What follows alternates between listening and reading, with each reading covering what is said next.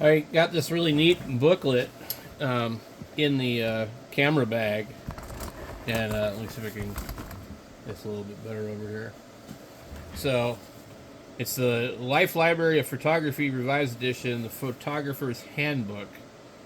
Um, Picture taking step by step using your camera, tips for the field, getting the most from your lenses, all about film, estimating exposure using filters, artificial lighting, tips from professionals. Developing and printing, how to set up your own darkroom, developing film, making a contact sheet, enlargements, dodging and burning, which is these terms that we would have seen in um, computer stuff. I never heard these until I was like using Adobe and the GIMP on Linux. The Art of Color Printing, Time Life Photo Labs Hints.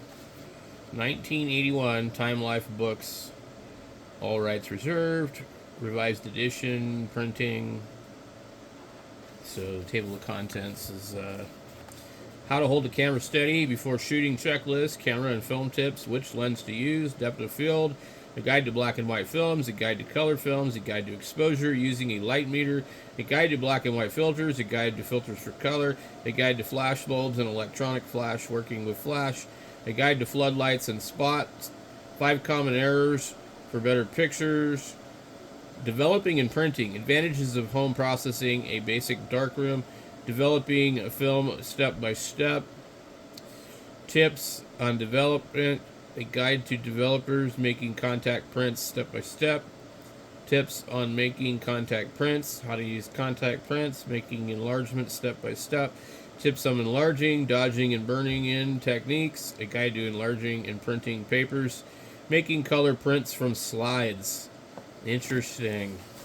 This is a lot of really good information here.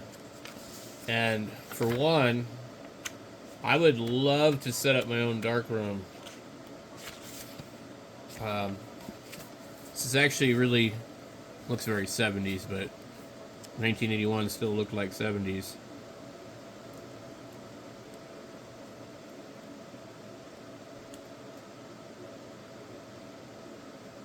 It's funny when you always see these pictures of these people, you're like, I wonder how old they look now.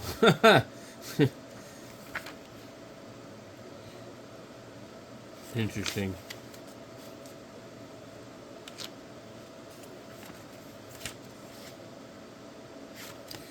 So, it shows you a lot of really cool stuff.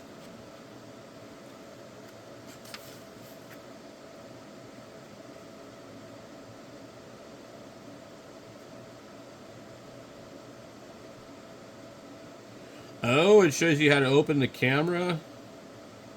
An emergency darkroom. Interesting. Uh-huh. If your film jams in your camera during picture taking session, you can use your coat as an emergency darkroom as shown opposite and remove the film without ruining the exposures you have already taken. Interesting. It's strange how like the photo process works. I'm seeming to remember this a little better now. If you open the film, you will expose it, but it's already been exposed. So that's what's strange. So anyway, you take a picture and the film is being rolled up on the other side. And I think that's the way it works. I was always surprised why they didn't do the film the other way around where it ends up being rolled up into the canister when it's done. But anyway, so you take the picture and it still has to be protected from the light, which is strange to me because I'm like, I thought the light exposed it, but apparently it can still be exposed even more.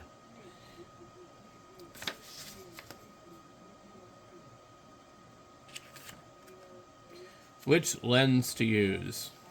Pictures of people are most obviously influenced by variations of focal length, and portraits and relationships of the sitter to the background can be changed markedly simply by switching one focal length to another, as the 3 examples at the right demonstrate. For the average shot Of a family grouped around grandparents, a normal focal length such as 35 as the 35 millimeter cameras 50 millimeter serves well. Unless the photograph must be taken indoors, then a wide angle is much easier to get everybody in. But if you want to take a single person out of a crowd, a long lens is essential. Not only does it narrow the field of view, excluding the people surrounding him, but it restricts the depth of field, throws the background out of focus so that he seems to stand out alone. On the other hand, when you must take a number of pictures of different people moving around close to you, at a party, for example, the wide angle great depth of field eliminates the need for refocusing every shot. So that's 35 millimeter at the top, that's 55, and that's 105. This is pretty cool. Let's see. Lenses, too, can be dramatically altered by the choice of focal length. Landscape. Suppose you are standing at the edge of a lake across the water, and it is a patch of woods with a mountain range in the background. With normal lens, you can compose a good general view. A wide-angle focal lens would include much more: the whole lake, the woods, and the panorama of the mountain range, which would seem very far away. A long focal length would bring the woods close, as if they were shooting from a boat on the lake, as the mountains would become dramatic backdrops behind the trees. Anyway, this is really a great book. So, pretty cool. I'm going to sit down and I am going to read it. And I'm definitely interested in seeing what they have to say about the darkroom. I know that a lot of stuff probably you can't get no more. So, anyway, it should be interesting.